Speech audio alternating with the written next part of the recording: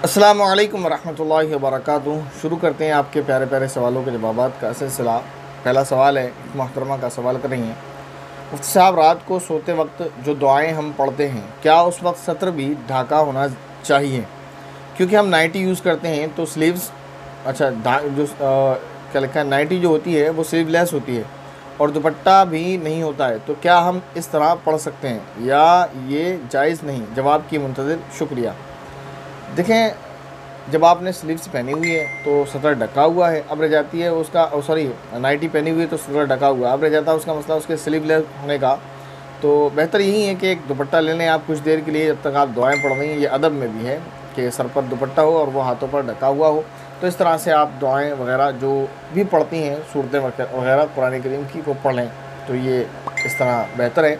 और अगर आप सर खोल कर इस तरह से पढ़ती हैं कि आपके हाथ भी खुले हुए हों, जैसे आपने बताया आपकी नाइटी इस तरह की है, तो ये खिलाफ अदब है, तो इस तरह से नहीं करना चाहिए। बेहतर यही है कि आप थोड़ी देर के लिए एक दुपट्टा रख लें और पढ़ लें, उसमें क्या हर्ज है।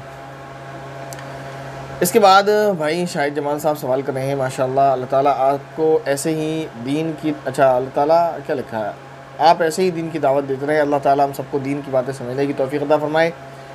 मुफ्ती साहब आपको दिल से अस्सलाम वालेकुम, आपको भी दिल से वालेकुम अस्सलाम रहमतुल्लाहि व बरकातुहू। कह रहे हैं मुफ्ती साहब आपसे पूछना ये है कि पैदल चलकर हज करना और जहाज़ से या कोई और गाड़ी से हज करना क्या बराबर सवाब मिलेगा या पैदल चलने वाले को ज़्यादा सवाब मिलेगा, बताएं। पैदल चलकर हज करने जाने की कोई फजीलत नहीं है। हज करने में चाहे आप पैदल जाएं या बाई शिप जाएं या बाई प्लेन जाएं, किसी भी तरह से जाएं, तो आपको सवाब बराबर मिलेगा। सफ़र का जो सवाब है, वहाँ जाकर जो आप अरकान हज अदा करेंगे उसमें खुशू खुजू होगा और उसकी दुरुस्तगी की बिना पर सवाब कम या ज़्यादा होगा। पैदल या जहाज़ से जाने की बिना पर सवाब में कोई कमी ज़्यादती नहीं होगी।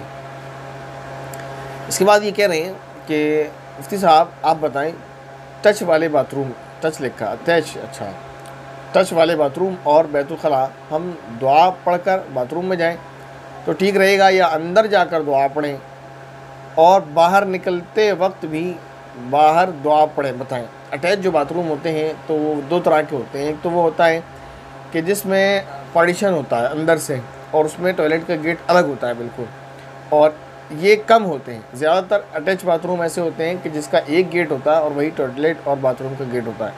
तो जो अटैच बाथरूम ऐसा है जिसमें टॉयलेट और बाथरूम का गेट एक ही है, अलग से उसमें पार्टीशन नहीं है, तो वहाँ तो आप दुआ बिल्कुल मेन गेट के बाहर से ही पढ़कर जाएँ और बाहर आकर ही पढ़ें। लेकिन अगर अटैच बाथरूम ऐसा है कि उसमें अंदर से पार्टीशन है, टॉयलेट का गेट अंदर अलग है, तो अगर आप बाथरूम में आकर दुआ पढ़ लें टॉयलेट के गेट के बाहर, तो ये जायज़ है, और इसी तरह बाहर आने के बाद भी वहाँ पढ़ सकते हैं। लेकिन बेहतर यही है कि आप बाहर से पढ़कर जाएँ।